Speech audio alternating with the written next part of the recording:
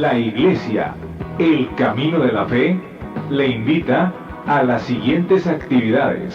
Los viernes, los cultos son a las 7 de la tarde y los domingos, 2 reuniones. A las 11 de la mañana, reunión dominical, y a las 5 de la tarde, culto evangelístico. Los esperamos en la Iglesia, el Camino de la Fe. Estamos ubicados en Avenida Ruiz Cortines, 221 Oriente, Colonia Francisco Quesada, San Nicolás de los Garza, Nuevo León.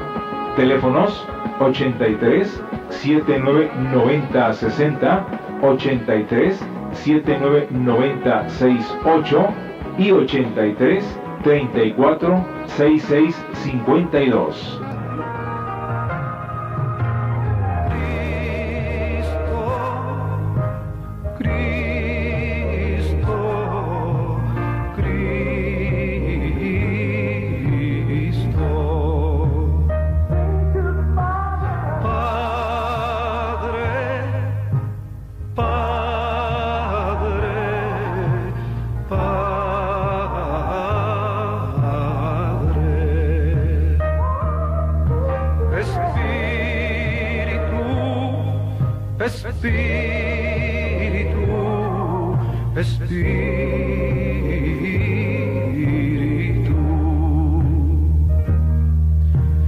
Deja tu agua viva entre mi alma correr.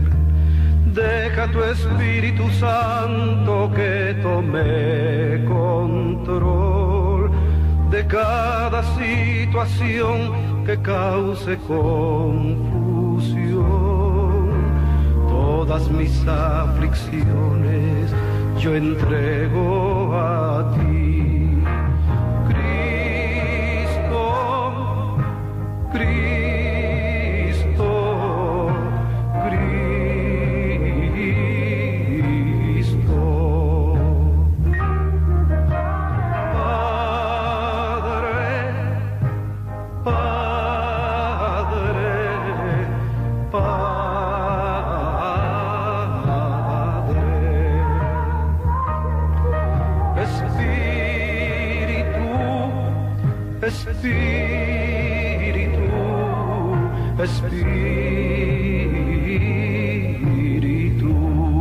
Mis hermanos, gracias a Dios una vez más por el privilegio de concedernos estar aquí con ustedes para reflexionar sobre la vida ministerial del Señor Jesús. Hemos ido siguiendo su ruta de la manera más aproximada cronológicamente y hemos disfrutado verdaderamente, y yo espero que esta mañana una vez más el Señor nos conceda su bendición, nos ayude para asimilar las cosas que Él hizo y las cosas que Él dijo.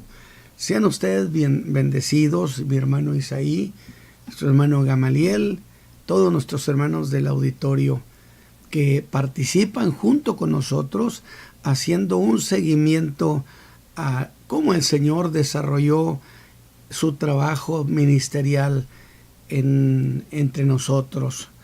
Y voy a leer el capítulo 7, y aunque voy a leer del versículo 22 hasta el 29, en realidad yo quisiera reincidir o reandar en mis pasos del mensaje pasado, porque hay muchas cosas que son muy importantes, que conviene asimilarlas, entenderlas, para que entonces éstas nos ayuden a construir nuestra vida de fe. Así que le agradezco que usted me escuche en el nombre del Señor Jesucristo. Dice el Evangelio de Juan en el capítulo 7, que es donde ahora estamos hospedados, y que ha sido muy emotivo. Dice el versículo 22, cierto, Moisés os dio la circuncisión, no porque sea de Moisés, mas de los padres. Y en sábado circuncidáis al hombre. Si recibe el hombre la circuncisión en sábado, para que la ley de Moisés no sea quebrantada, ¿os enojáis conmigo porque en sábado hice sano todo un hombre? No juzguéis según lo que parece, mas juzgad justo juicio. Decían entonces unos de los de Jerusalén: ¿no es este el que buscan para matarlo? Y aquí habla públicamente y no le dice nada. Si habrán entendido verdaderamente los príncipes que este es el Cristo. Mas este sabemos de dónde es. Y cuando viniera el Cristo, nadie sabrá de dónde sea. Vea cuáles eran los parámetros que ellos tenían para tener cierta certeza que se trataba del Mesías. Entonces clamaba Jesús en el templo, enseñando y diciendo: y a mí me conocéis y sabéis de dónde soy. Y no he venido de mí mismo, mas el que me envió es verdadero, al cual vosotros no conocéis. Yo le conozco porque de él soy, y él me envió. Muy bien, mis hermanos, entonces es como si estuviéramos haciendo una nueva entrada al capítulo 7 del Evangelio de Juan, que dijimos a partir de aquí, desde el 7 hasta el 10 de este Evangelio, en realidad se hablan de las grandes confrontaciones, de las cosas que Jesús le dijo a la gente, las cosas que esto le dijeron, en qué terminó toda aquella labor de enseñanza que el Señor Jesús desarrolló y que están mencionados en estos capítulos. Así que, mis hermanos, el capítulo 7 es una pieza importantísima que nos introduce a unos 6 meses antes de la crucifixión. Así que en la fiesta de los tabernáculos, el Señor ha llegado aquí a la ciudad. Pero con el mensaje pasado que prediqué el viernes, es que hicimos nuestra entrada al capítulo 7 del Evangelio de Juan. Y lo hicimos a partir de los versos 11 hasta el 15. Ahora, yo quisiera que usted tuviera en cuenta que a estas alturas de la narración de este Evangelio, el ministerio del Señor Jesús ha terminado en Galilea, que es donde dedicó la mayor parte del tiempo y donde hizo para esa gente la mayor parte de sus milagros. Por eso le habría de decir a Capernaum: si en Sodoma y Gomorra hubieran sido hechas las maravillas que fueron hechas en ti, se hubieran arrepentido, porque hizo la mayor parte de sus milagros en esta región. Pero ahora va a dedicar el tiempo que queda hasta la crucifixión a ministrar en la región de Perea. Sin embargo, en esta vez, en el capítulo 7, el Señor Jesús está en la ciudad de Jerusalén. Es la fiesta de los tabernáculos, unos 6 meses antes de la Pascua de la crucifixión. A estas alturas ya hay una manifiesta hostilidad hacia su persona. Por su parte, el Señor Jesús también habrá de endurecer su lenguaje. Y eso era cosa muy notoria. Como notoria era también que había mucha expectación por ver al Señor.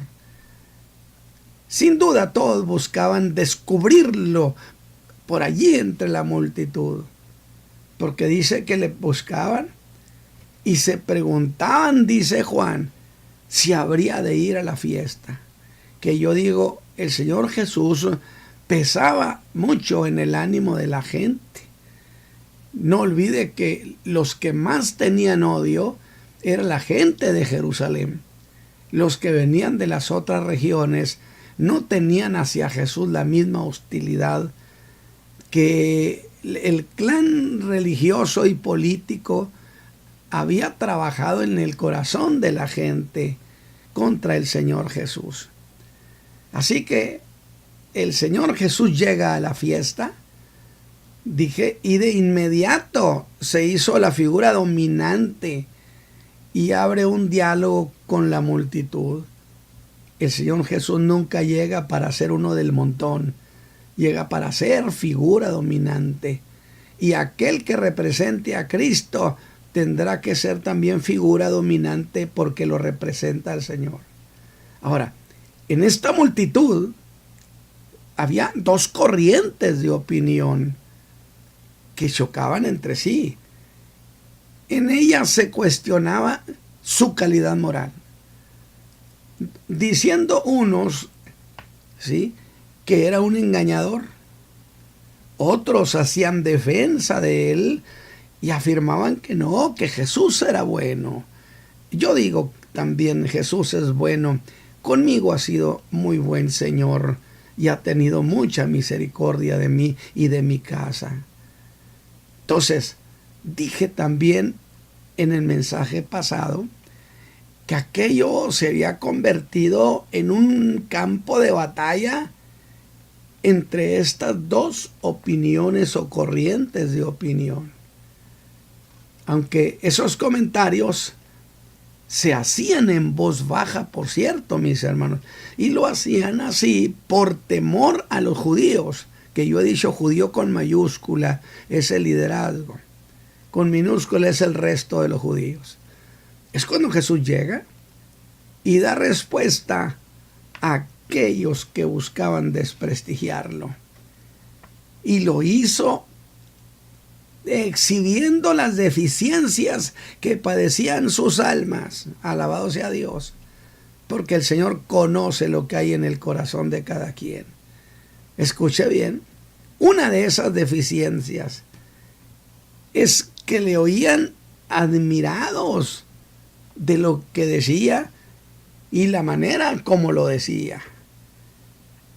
Oír al Señor los hacía sentir sin duda un extraordinario placer. Yo he tenido esa experiencia espiritual y definitivamente yo puedo narrar 1000 veces como lo hice, como lo he hecho con la estatua de Nabucodonosor, hablando de profecía, y lo he explicado cientos de veces.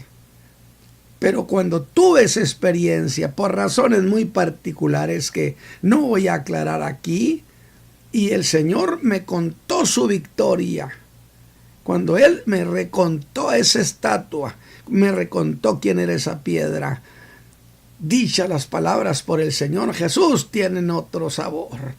Definitivamente yo estaba maravillado. Seguro que era una delicia oírlo. Sin embargo, a pesar de lo que sentían en su corazón, cometían el gran error de pensar que lo que Jesús decía, escúcheme bien porque puede ser su problema, que lo que Jesús decía nada tenía que ver con ellos. Y eso dejó a descubierto una cuestión, una deficiencia, una fisura en su alma, que en ellos no había esa fe que Jesús exigía hacia su persona. Por lo que a esa clase de fe voy a llamarla como fe de superficie, una fe que no tiene arraigo y que se marchita pronto, rápido. Usted los oye muy animados y mostrando una especie de creer valioso, de calidad, pero cuando menos piensa, el poquito tiempo ya se ha desvanecido. Porque creer en Cristo Jesús, mis hermanos, no es cuestión de qué bien habla, qué bien dijo, no, sino que el intento de Dios va mucho más allá y exige que usted crea en su Hijo Jesús, que crea en su Hijo como su Salvador, como quien pagó por sus pecados. Y hago énfasis en que deliberadamente estoy usando la frase una fe que se exige, porque insisto, mis hermanos, mis amigos, es que creer en Cristo no es un ruego. Alabado sea Dios, como si a Dios le estuviéramos haciendo el favor. Dios no está mendigando que usted se arrepienta. Dios le está exigiendo que se arrepienta. Dios ordena y ha ordenado que su Hijo amado sea recibido por usted. Fue una orden. Porque mire, esto tiene una lógica. Si no fuera una orden el que usted se arrepienta y acepte a Cristo, ¿por qué habría de castigarlo? Y mucho menos con el carácter de castigo eterno a quien rechace al Hijo. Si a mí me invitan a una fiesta y no quiero ir porque no puedo, lo que usted quiera, pues no me van a meter a la cárcel por eso. Pero si al siguiente día llegan por mí para detenerme, entonces yo tengo que decir, luego entonces no era una invitación, sino era una orden. Pues eso es lo que es el Evangelio de Jesucristo. Dios demanda a todos los hombres en todos los lugares que se arrepientan. No hay duda que el Señor Jesús quería calar hondo en el alma de aquella gente. Porque el Señor sabía lo que estaba en riesgo era la eternidad de esos pobres gente, esos pobres almas. Y pone al descubierto esa deficiencia que le hemos llamado el creer superficial. Usted puede estar convencido, mi amigo, que Jesús es el Hijo de Dios. Y aún más, creer que Jesús pagó sus pecados en la cruz. Y aún más, creer que si lo invoca, usted habrá de ser salvo. Pues mire, le tengo esta noticia. Pues que con todo y eso, si usted no se decide a recibir al Señor Jesús en su vida, no se decide a comprometerse con Él, a invocarlo, a pedirle que sea su Señor, todo eso que usted tiene a su favor, nada le va a bonificar. Y a eso de no querer ir más allá con Cristo, el Señor Jesús descubre que eso le sucedía por otra deficiencia que le vamos a llamar la deficiencia de la voluntad. No querían. Ahora, reconozco por la misma palabra de Dios que usted puede tener ahorita mismo, y se lo digo, puede tener la seguridad que Dios no violentará su libre albedrío, porque es la soberanía que Él le regaló al hombre cuando nos hizo, su libre elección, y usted diga, no quiero recibirlo. Puede ser que diga que no ahorita, que después, o que no le interesa, pero también le debo decir que ciertamente por ese rechazo lo juzgarán a usted. Porque Dios no nos dio a su Hijo, escúcheme bien, Dios no nos dio a su Hijo Jesús para que hagamos de Él una alternativa, una opción. No, señores, nos lo dio para que lo recibiéramos. Por cierto, la verdad es que Cristo sin duda viene pronto. No pierda usted la oportunidad de amistarse con Dios a través de Cristo. Mire el versículo 17. Dijo el Señor Jesús, el que quisiere, el que no quiere no haya manera, pero el que quisiere hacer su voluntad, allí está la doctrina, ahí está la palabra. Escudriñela a ver si viene de Dios. Y aquí quiero hacer una precisión. Al decir eso, Jesús ha puesto al descubierto la existencia de una ley espiritual que conviene que usted la tome en cuenta, la ponga frente a sus ojos para que la use. ¿Cuál ley espiritual? Es que si alguno dice que no tiene fe en su persona, pero que sí quisiera poder tener esa fe, sabrá puede saber qué verdad hay en Cristo. ¿Por qué razón? Porque cuando alguna persona, acuérdese de la oración aquella tan extraordinaria, que aquel hombre escudriñó su alma y dijo: no encontré más que incredulidad, Jesús, ¿qué más te puedo dar? Pero entonces ayuda mi incredulidad. Y el Señor Jesús trabajó su alma, la de ese hombre, y le hizo nacer la fe. De esa ley espiritual estoy hablando. Porque cuando alguien quiere, puede ser que diga: es que yo no hallo cómo. No, yo quisiera, pero no me ha nacido esa fe. Invóquelo y dígaselo. ¿Y sabe qué va a pasar? Que el Espíritu Santo va a desatar dentro de usted una operación que hará posible que algo empiece a suceder, y en su vida pensante y reflexiva va a nacer la certeza de que Jesús es lo que dijo ser. Y eso sucede así, mi hermano, por una razón fundamental. Porque el Espíritu Santo es el que lleva al hombre al perdón. Es el que, usando la palabra que ese hombre está escuchando sobre Cristo Jesús, el Espíritu Santo lo trabaja y lo convence y le hace nacer la fe que salva. Y ese mismo Espíritu lo hace a usted nacer como una nueva criatura. Ve usted, yo le digo, ¿por qué no aprovecha ese recurso que Dios ha puesto a nuestro alcance para que usted llegue a tener certeza sobre el Hijo de Dios? Yo le estoy planteando una cuestión muy importante.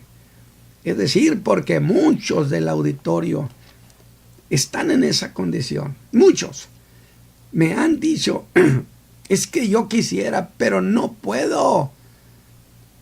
Y si él confiesa que él quiere, que él tiene voluntad, entonces sí lo invoca, diciéndole al Señor: yo quiero, pero no he podido lograrlo. ¿Por qué no haces eso dentro de mi alma? Y usted vendrá a la conversión esta misma mañana, allí donde usted esté. Pídale a Dios que eso sea así, que así suceda. Hágalo. Y ahora, por lo que le voy a decir, volvamos a lo que estaba sucediendo ahí con esa gente en el capítulo 7. Al ver a Jesús hablando públicamente, los gentes que vivían en Jerusalén y que estaban enterados de la orden que había contra Jesús, sorprendidos dicen: ¿no es este el que buscan para matarlo? Y entonces apelan a una lógica, al sentido común, a reflexionar, y sacan de esa conclusión que había una posibilidad sobre Cristo.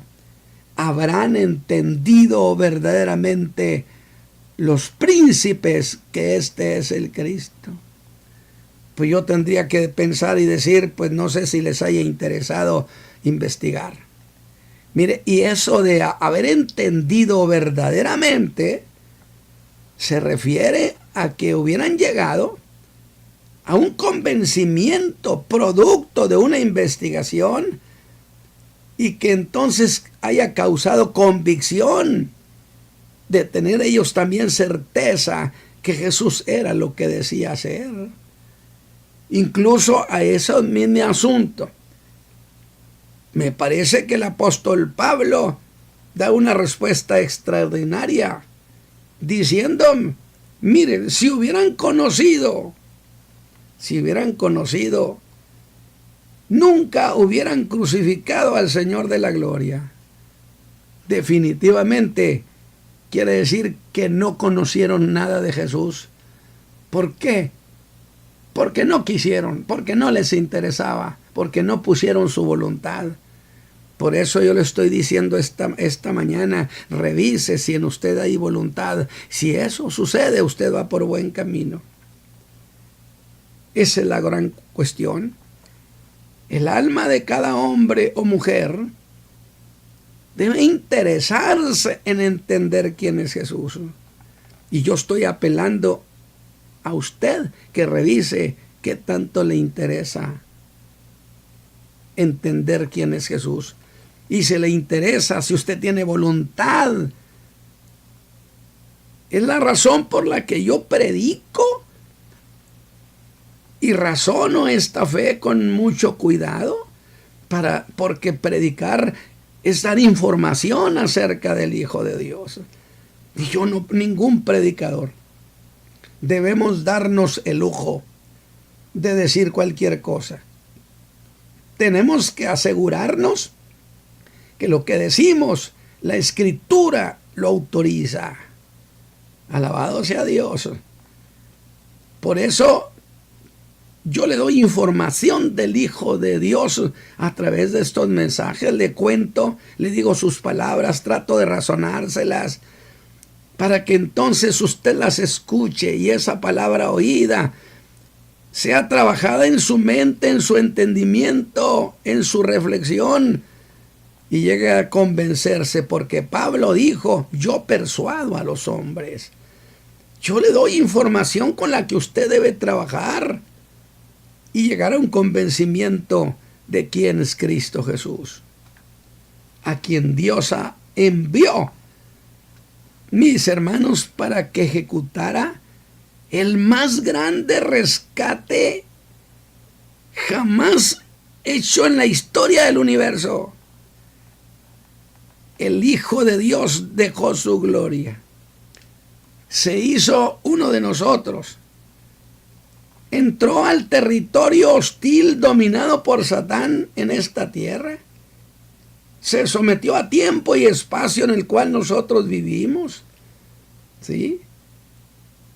Y en la cruz pagó, escúcheme bien, le pagó a la justicia divina nuestra deuda. Porque algunos han dicho que le pagó a Satán. Ya quisiera ese vago, dijo un predicador antiguo, pagar su propia cuenta. No, señores. Nuestra deuda era con la justicia divina, porque habíamos ofendido al Altísimo y Él entrega la causa al tribunal, a la justicia, de tal manera que Cristo Jesús satisfizo con su muerte y su sangre nuestra deuda, y luego nos trasladó al reino. Fuimos rescatados para ese reino eterno, pues Cristo afirmó que creyendo así en Él, el hombre tiene vida eterna. Alabado sea Dios. Pero volvamos a ese auditorio. Yo espero que usted haya ido disfrutando esta versión que nos da el apóstol Juan en este capítulo 7. Pero volvamos entonces a ese auditorio que a causa de su incredulidad llegaron a sentirse en un callejón sin salida, acorralados por las palabras del Señor Jesús, que iremos viendo en los mensajes del 7 hasta el 10. Es cuando el pueblo empezó a hacer, yo digo, su propia conclusión. Es decir, ¿habrán entendido los líderes? No sabemos, pero entonces dijo el pueblo: hagamos nosotros conclusiones. Y es bueno dedicarle tiempo a reflexionar sobre el Hijo de Dios. No le escatime tiempo. Él no escatimó y vino del cielo a traernos salvación a domicilio. Es mucha cosa. Y empezaron a hacer sus propias conclusiones. Y partieron de un caso hipotético. Algo así como: bueno, suponiendo que este no fuera el Cristo, cuando el Cristo venga, ¿hará más señales que la que éste hace? Por eso le estoy diciendo que era un caso hipotético. Estaban tensos.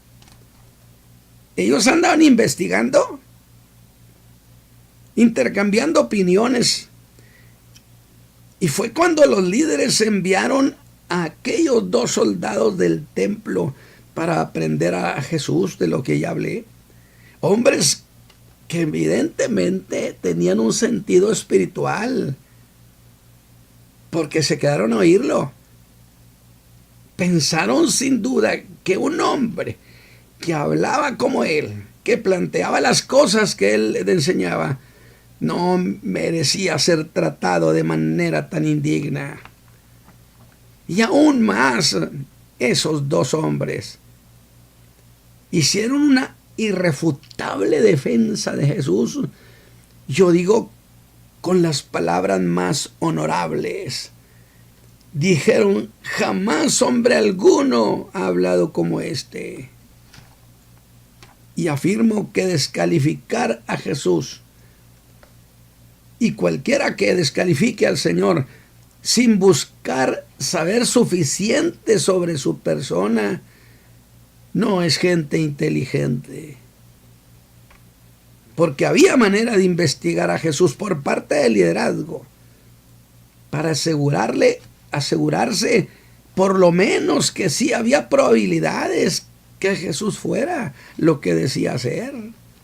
Tan solo con ir al libro de las genealogías, en eso ellos eran cuidadosos y hubieran descubierto que era de la casa de David, de la tribu de Judá, de la aldea de Belén, que allí había nacido.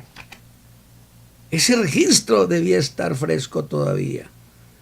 Así que esas cosas hubieran sido magníficos indicadores, por lo menos de cierta probabilidad. Pero ¿sabe qué? No quisieron hacerlo. Espero que usted no coge ese camino de no querer regalarle tiempo al Señor para investigar, para pensar, para reflexionar. Yo le estoy dando información a usted sobre el Salvador del mundo.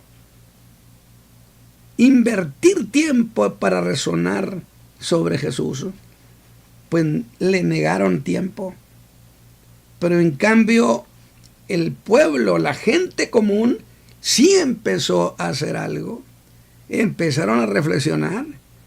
Y yo les dije: oiga, van por muy buen camino. Se pusieron a reflexionar sobre Jesús. A mí me fascina cuando alguien que no conoce sobre el Señor Jesús empieza a preguntar: y explíquenme y díganme. Quien le explique tenga cuidado de ser muy verdadero en lo que usted le dice.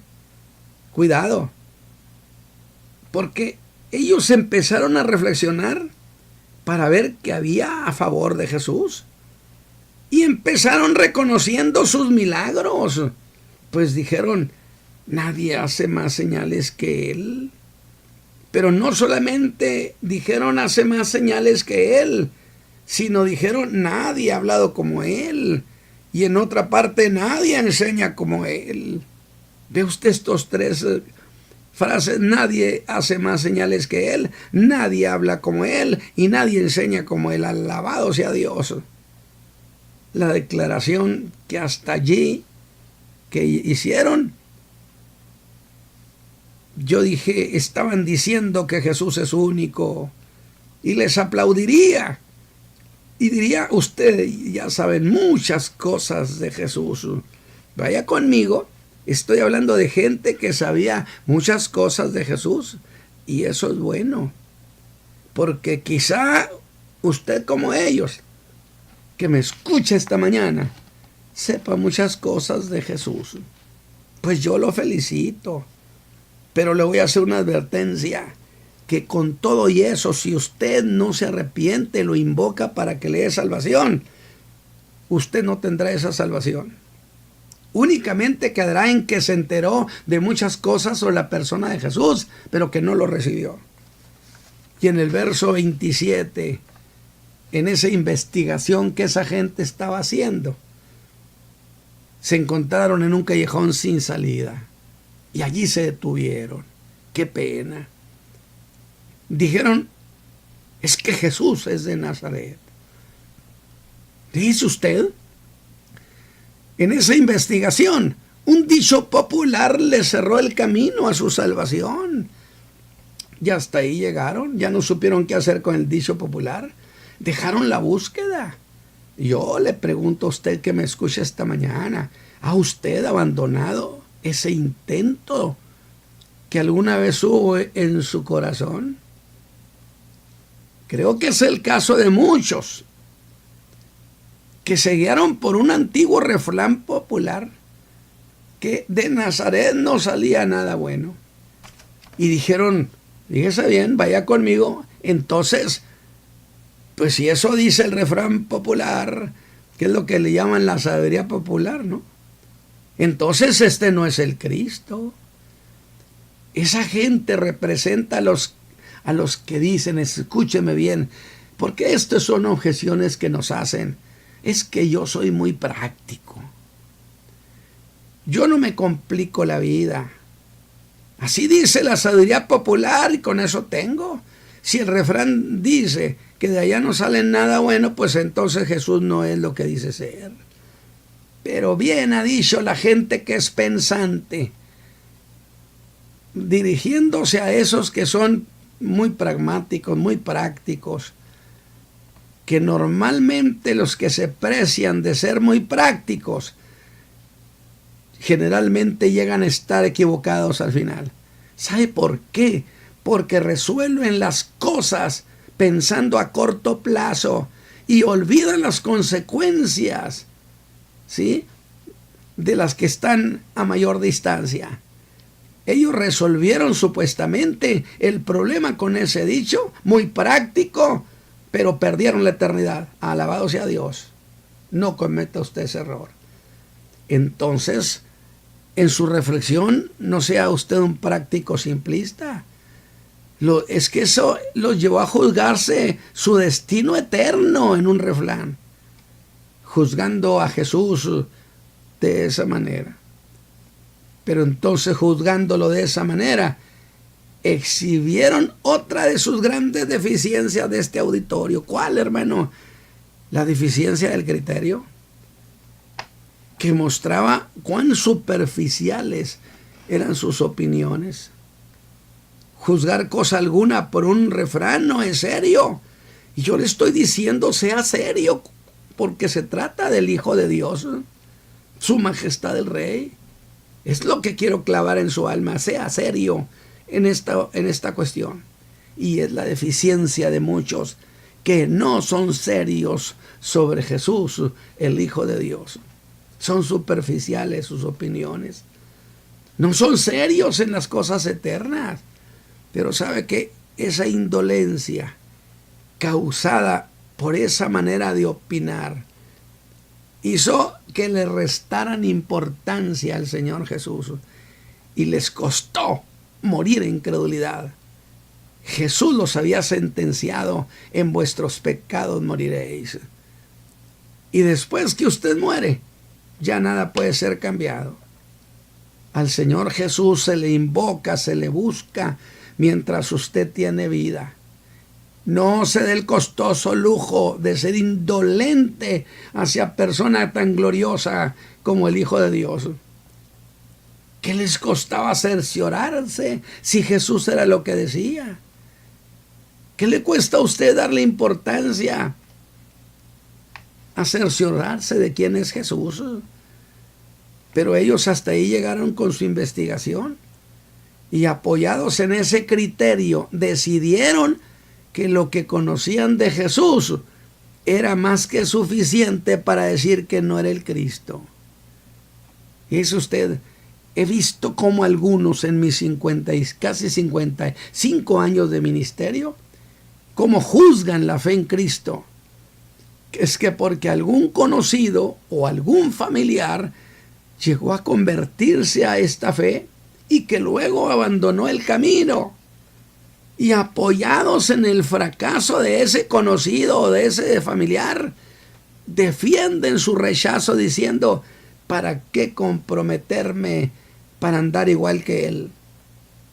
Pero yo tengo cerca de 55 años de haber recibido a Cristo, y allí aquella experiencia no fue una mera emoción, porque con toda justicia se ha dicho, mis hermanos, alabado sea Dios, que una emoción dura solo 3 días. La mía tiene 55 años. Entonces algo tiene que tener de verdad. Y a usted le digo, no se quede con la objeción de lo que otros dijeron, de lo que otros hicieron. Es que es de Nazaret. No, conózcalo a él. Que Jesús no sea el predicador, no sea el que salvó a este predicador, sino que sea el Salvador que lo salvó a usted, que lo salva a usted. Y en medio de las confusiones en que se debatían sus pobres almas confundidas, Jesús interviene. Se hace oír buscando cordura, lo he dicho. Y el verso 28, alzó su voz con fuerza, puso toda su energía, quería llevarlos a creer en él. Y yo tengo que reconocer una cosa, el buen pastor no se cansaba de buscar las ovejas perdidas y les gritaba por si acaso le oían que los estaba buscando. Clamor que sin duda se ha oído por siglos en el mundo a través de los predicadores. Eso es lo que yo estoy haciendo esta mañana. Por eso le estoy diciendo, sea serio sobre la persona de Cristo Jesús. Porque yo sé que si usted toma con seriedad las cosas eternas, ahora mismo el Espíritu de Dios estará participando en sus corazones. Se estará dando en usted una lucha intensa por decidir. Y Jesús cierra ese intento diciendo, a mí me conocéis y sabéis de dónde soy. Sin embargo dijo, ustedes no saben quién es el que me envió. Padre eterno, que esta mañana que he presentado la palabra, las ideas, que he comentado lo que tu Hijo amado Jesús dijo, Señor, que tu Espíritu Santo nos apoye con el poder de su gracia, de tal manera que el mensaje sea aceptado, que las ideas sean llevadas al alma, al corazón de quienes me están escuchando o de quienes van a escuchar después el mensaje. Yo te ruego que suceda, Señor, la conversión en muchos, que vean a tu Hijo amado con toda reverencia, con amor, con cariño. Por Cristo Jesús te lo ruego, Padre eterno. Amén. Gracias, mis hermanos, que el Señor les guarde. Tendencias de nuestro tiempo. Programa que es traído a usted en este mismo horario, todos los lunes, miércoles y viernes, por el pastor Natividad Ramos. Escuche Tendencias de nuestro tiempo.